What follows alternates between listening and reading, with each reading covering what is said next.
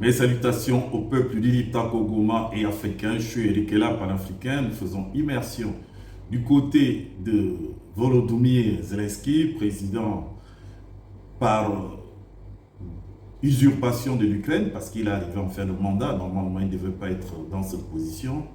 Faire rétro-pédalage après avoir tenu tête à Trump lors de leur conférence de presse mutuelle au bureau Oval. Il a été chassé par Donald Trump avec ses équipes et prié de plier bagage.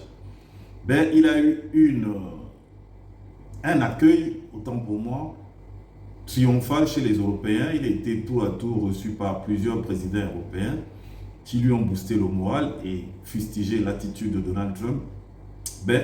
Quand il est arrivé l'heure de la vérité, les États-Unis ont suspendu l'aide militaire à l'Ukraine et toute forme d'aide à l'Ukraine, la réalité l'a rattrapé parce que les Européens n'ont pas la capacité de défendre l'Ukraine. Le renseignement, les armes, les instructeurs, tout est fourni par les États-Unis. Les Européens n'ont rien, eux aussi, ils délèguent leur sécurité aux États-Unis. C'est comme ça qu'ils s'est retrouvés dans la merde parce que les Américains s'étant retirés, l'Europe ne peut rien contre la Russie et l'Ukraine ne peut rien contre la Russie sans les États-Unis. Donc il a fait un rétro-pédalage en disant qu'il était d'accord pour accepter toutes les conditions que lui ont imposées les États-Unis pour cesser la guerre.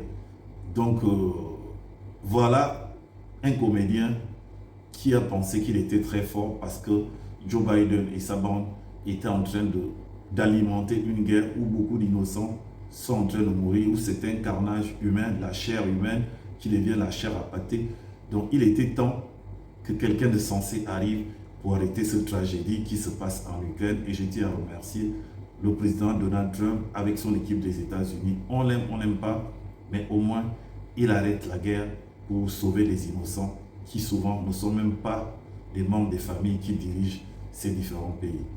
Donc je suis très ravi qu'il ait pu tordre le cou à cet imposteur de Zelensky. Je vous laisse sur ce petit reportage et je vous dis au revoir, que Dieu vous bénisse depuis vos différentes positions. Il est 19h04, peut-on appeler cela un revirement total?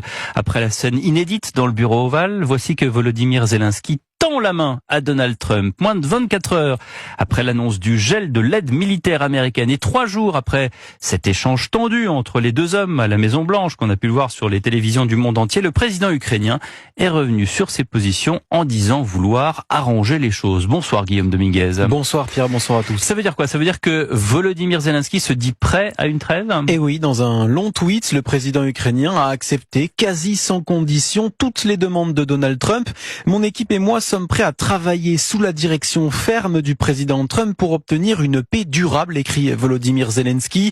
À la demande du président américain vendredi d'un cessez-le-feu, il répond aujourd'hui que l'Ukraine est prête à faire une trêve dans les airs et en mer si la Russie s'engage à en faire autant, alors même jusqu'à envisager la libération de prisonniers. Et en gage de bonne foi, Volodymyr Zelensky s'engage à signer avec Donald Trump l'accord sur l'exploitation par les États-Unis des minerais ukrainiens à tout moment et dans le format qui lui convient, précise-t-il. Pour le moment, aucune réaction de la Maison-Blanche. Il faudra sans doute attendre la prise de parole de Donald Trump devant le Congrès américain cette nuit. Merci de ces précisions, Guillaume Dominguez.